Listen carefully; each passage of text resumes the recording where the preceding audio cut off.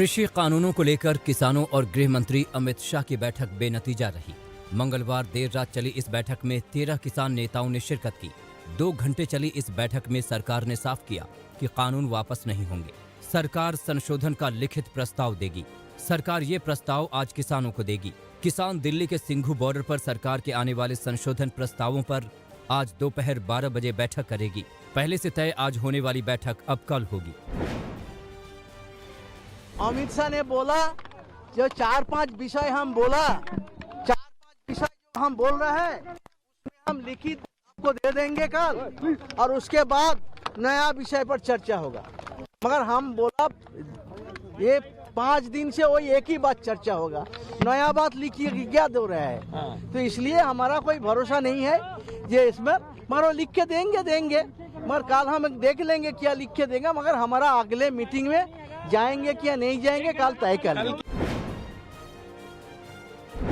कृषि सुधार कानून के खिलाफ विपक्षी दलों के हमले पर बीजेपी ने पलटवार किया। बीजेपी रूल स्टेट्स के मुख्यमंत्रियों ने प्रेस कॉन्फ्रेंस कर कृषि सुधार कानून के फायदे गिनाए और विरोध कर रहे विपक्ष पर निशाना साधा।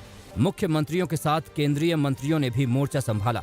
नरेंद्र सिंह तोमर, स्मृति ईरानी, जनरल वीके सिंह, प्रकाश जावड़ेकर ने कृषि सुधार कानून को लेकर हो रही सियासत से किसानों को दूर रहने की अपील की। बीजेपी ने विपक्ष पर आरोप लगाया कि किसानों को भड़काकर और बहकाकर प्रदर्शन करवाया जा रहा है।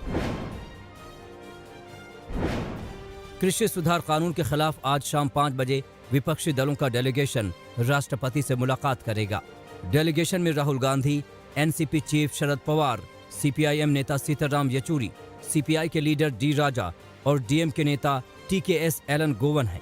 5 सदस्यीय डेलीगेशन मौजूदा क्राइसिस और कृषि सुधार कानून को लेकर अपनी बात राष्ट्रपति के सामने रखेंगे। विपक्षी दल राष्ट्रपति को ज्ञापन भी दे सकते हैं जिसमें कृषि सुधार कानून को रद्द करना और एमएसपी पर कानून बनाने की बात होगी। हाउस अरेस्ट के नाम पर सियासत के बीच दिल्ली के मुख्यमंत्री अरविंद केजरीवाल ने बड़ा बयान दिया। केजरीवाल ने कहा कि वो भी किसानों के साथ भारत बंद का हिस्सा बनना चाहते थे, लेकिन उन्हें जाने नहीं दिया गया। कृषि सुधार कानून पर केजरीवाल ने अपना स्टैंड सॉफ्ट किया। कहा केंद्र सरकार किसानों के हित का दावा करती है और उन्हें उम्मीद है कि केंद्र सरकार जल्द से जल्द किसानों की सारी मांगे मानेगी और एमएसपी पर कानून बनाएगी। पंजाब के मुख्यमंत्री अमरिंदर सिंह ने भारत बंद को सफल बनाने के लिए राज्य के लोगों को बधाई दी। अमरिंदर ने कहा कि किसानों के समर्थन में लोगों ने एकजुटता दिखाई, किसानों के दर्द को समझा और किसान विरोधी कानून के खिलाफ अपनी आवाज पूरे देश में सुनाई। केंद्र सरकार को कृषि सुधार कानून को रद्द करना चाहिए।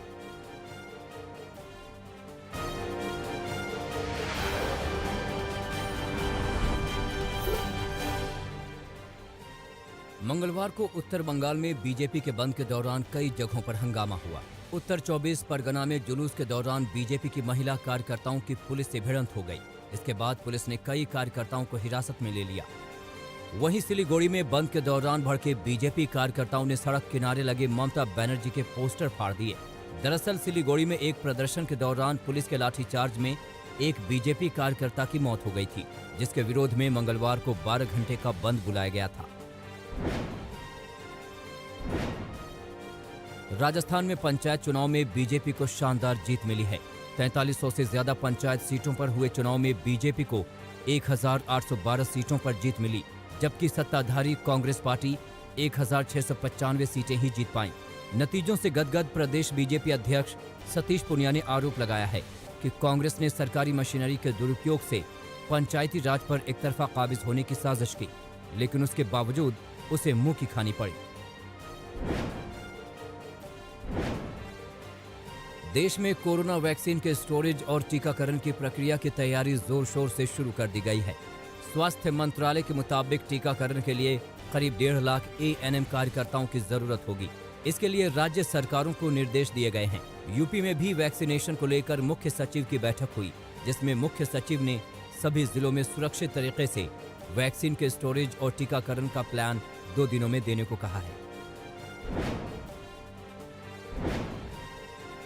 दिल्ली में लगातार तीसरे दिन कोरोना से रिकवरी की दर 94% से ज्यादा दर्ज की गई है। पिछले 24 घंटे में दिल्ली में 57 कोरोना मरीजों की मौत हुई, जो 5 नवंबर के बाद दर्ज हुआ मौत का सबसे कम आंकड़ा है। वहीं 24 घंटे में कोरोना के 3000 से ज्यादा मरीज सामने आए।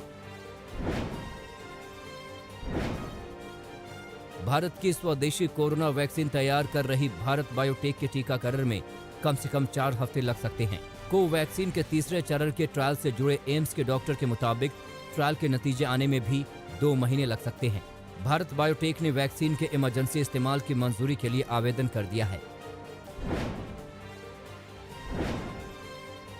जम्मू कश्मीर में फिर से बर्फबारी का दौर शुरू हो गया है।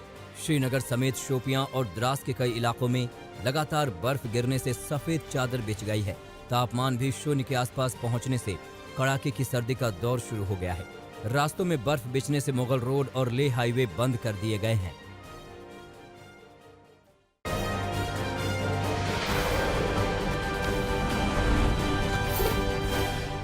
बिलासपुर में बलात्कार का एक आरोपी उस वक्त पुलिस के हत्थे चढ़ गया जब वो ब्याह के लिए शादी के मंडप में बैठा था। पूरा मामला तब प्रकाश में आया जब पीड़िता ने इसकी शिकायत प्रदेश के गृह मंत्री ताम्रध्वज साहू से की। पीड़िता का कहना था कि पुलिस रिपोर्ट नहीं लिख रही है और युवक ने उसका शोषण किया है। इस पूरे मामले को खुद गृह मंत्री ने गंभीरता से लिया और पुलिस को कार्रवाई के निर्देश दिए। झांसी में दबंगों के हौसले बुलंद हैं। इसकी बानगी तब देखने को मिली जब एक शिकायत पर पहुंची पुलिस को एक युवक ने पेड़ की डाली तोड़कर पीटना शुरू कर दिया। गांव में एक मंदिर है। इस मंदिर का निर्माण ग्रामीणों द्वारा करवाया गया है। ग्रामीणों को जानकारी हुई कि एक युवक ने मंदिर पर कब्जा करने का प्रयास किया। पुलिस जब गांव में पहुंची तो टीम पर हमला कर दिया। मध्य प्रदेश के शिवपुरी में एक शख्स ने अपनी पत्नी की बेरहमी से हत्या कर दी। दरअसल अवैध संबंधों को लेकर पति और पत्नी के बीच आए दिन विवाद होता था। इसी विवाद के चलते दोनों के बीच झगड़ा हुआ तो पति ने पत्नी की हत्या कर उसकी आंखें निकाल ली। आरोपी फरार है। गुजरात की वापी में हाउसिंग कॉलोनी की बिल्डिंग की बालकनी गिर जाने से अफरा तफरी मच गई। 50 साल पुरानी बिल्डिंग की बालकनी टूटने का पूरा हादसा सीसीटीवी कैमरे में कैद हो गया। हादसे की वजह अधिकारियों की लापरवाही बताई जा रही है। किसी के हताहत होने की खबर नहीं है। श्रावस्ती में एक 4 साल की मासूम बच्ची के साथ छेड़छाड़ का मामला सामने आया है। बच्ची अपने पिता के साथ एक वैवाहिक कार्यक्रम में गई हुई थी, जहां गांव के ही एक शख्स ने मासूम को बहला फुसलाकर गांव के तालाब के पास ले गया और छेड़छाड़ की। पुलिस ने पॉस्को एक्ट के तहत मामला दर्ज कर आरोपी को गिरफ्तार भी कर लिया है।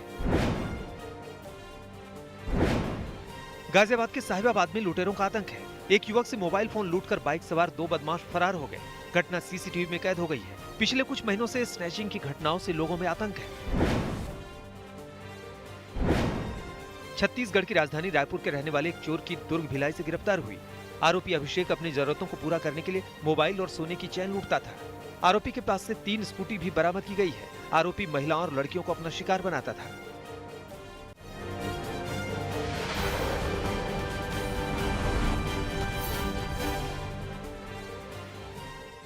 बागपत में नाली से पानी निकासी को लेकर 2 गुटों में खूनी झड़प हो गई, जिसमें कई राउंड गोलियां चली।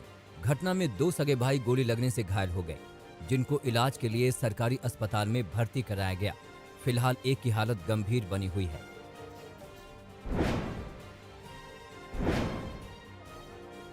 बिहार के मोतिहारी में 2 महिलाओं की हत्या से हड़कंप है। एक युवती की लाश बगीचे से बरामद की गई है, जबकि दूसरी महिला की हत्या कर उसे जलाकर सबूत मिटाने की कोशिश की गई है। पोस्टमार्टम रिपोर्ट आने के बाद हत्या की वजहों का खुलासा हो पाएगा। यूपी के शाहजहांपुर में दबंगों ने घर में घुसकर युवक की पीट कर हत्या कर दी। पीड़ित परिवार का आरोप है कि दबंगों के ऊपर मुकदमा दर्ज कराने की रंजिश में दबंगों ने इस घटना को अंजाम दिया है। परिवार का यह भी आरोप है कि पुलिस की लापरवाही के चलते ये घटना हुई है। पुलिस हत्या को जमीनी रंजिश मान रही है।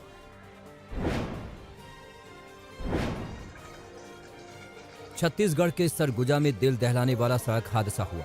आमने सामने आ रही 2 गाड़ियों में ऐसी भीषण टक्कर हुई कि 4 लोगों की मौके पर ही मौत हो गई। दोनों गाड़ियों की रफ्तार बेकाबू थी।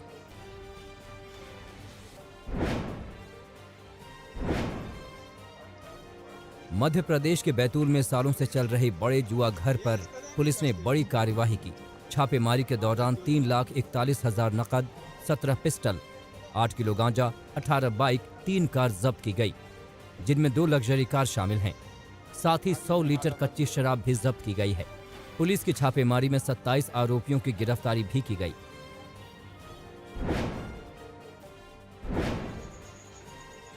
गुजरात की आर्थिक राजधानी सूरत में एक 10 साल की बच्ची का अपहरण करने के बाद उसकी हत्या कर लाश झाड़ियों में फेंक दी गई। हत्या के पहले बच्ची के साथ बलात्कार हुआ है या नहीं, इसकी पुष्टि पोस्टमार्टम रिपोर्ट आने के बाद होगी। इस वारदात को लेकर स्थानीय लोगों में काफी गुस्सा है। लोगों ने बच्ची की लाश के साथ विरोध प्रदर्शन किया।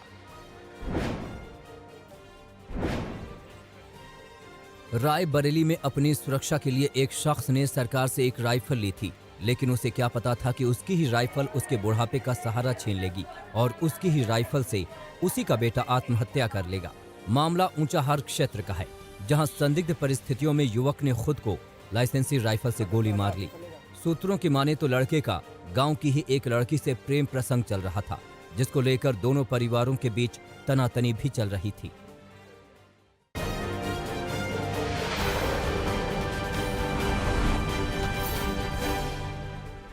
ब्रिटेन में कल से कोरोना टीकाकरण की शुरुआत हो गई। 90 साल की मार्गरेट क्रीनन दुनिया का पहला सर्टिफाइड कोरोना टीका लगवाने वाली पहली शख्स बन गई हैं। उन्हें ये लंदन के कोवेंट्री अस्पताल में टीका लगाया गया। ब्रिटेन दुनिया का पहला देश बन गया जिसने कोरोना का स्वीकृत किया गया टीका लगाना शुरू कर दिया है। ब्रिटेन ने 8 दिसंबर को वैक्सीन डे यानी वी डे नाम दिया है। अमेरिका के नवनिर्वाचित राष्ट्रपति जो बाइडेन ने राष्ट्रपति पद की जिम्मेदारी संभालने के पहले 100 दिन में 10 करोड़ लोगों को कोविड वैक्सीन देने का लक्ष्य रखा है। बाइडेन ने इसके लिए एक टीम का गठन भी किया है। वॉशिंगटन में कल हार्वी एल्टर को चिकित्सा का नोबेल पुरस्कार दिया जाएगा। कोविड की वजह से इस बार स्कॉट होम में सालाना पुरस्कार समारोह नहीं हो पाया। अमेरिका के कैलिफोर्निया के वेंचुरा काउंटी में लगी आग पर अब तक काबू नहीं पाया जा सका है। कल दोपहर बिजली के तार पर पेड़ गिरने से आग लगी थी। तेज हवा की वजह से आग फैलती जा रही है। आग अब तक 174 एकड़ इलाके में फैल चुकी है।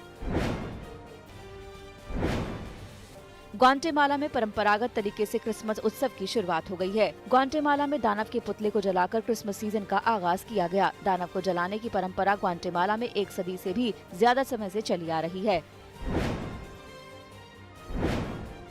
मूसलाधार बारिश से मंगलवार को इटली का शहर वेनिस पानी पानी हो गया। भारी बारिश से शहर में हर तरफ पानी भर गया। चमचमाती सड़कें, मॉल और बाजार पानी से भर गए। शहर के मुताबिक अचानक मौसम खराब होने की वजह से पानी की निकासी की पूरी तैयारी नहीं हो पाई थी। दुनिया की सबसे ऊंची पर्वत चोटी माउंट एवरेस्ट की ऊंचाई अब 86 सेंटीमीटर बढ़ गई है। इसका ऐलान चीन और नेपाल ने संयुक्त रूप से किया है। अब माउंट एवरेस्ट की नई ऊंचाई 8,848.86 मीटर है। एवरेस्ट की ऊंचाई को नापने के लिए चीन ने इस वर्ष मई में 30 सदस्यों वाला सर्वेक्षण दल एवरेस्ट पर भेजा था।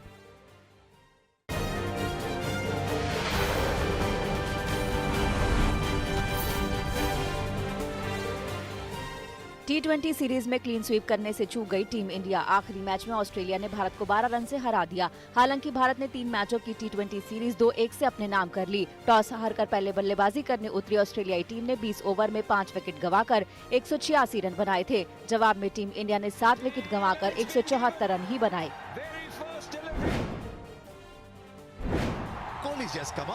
भारत के लिए कप्तान विराट कोहली की अर्धशतकीय पारी कल नाकाम हो गई। कोहली ने 85 रनों की पारी खेली। ऑस्ट्रेलिया की ओर से मिशेल ने सबसे ज्यादा 3 विकेट लिए। उन्हें मैन ऑफ द मैच चुना गया, जबकि सीरीज में ताबड़तोड़ बैटिंग करने वाले भारत के Hardik Pandya man of the series चुने गए।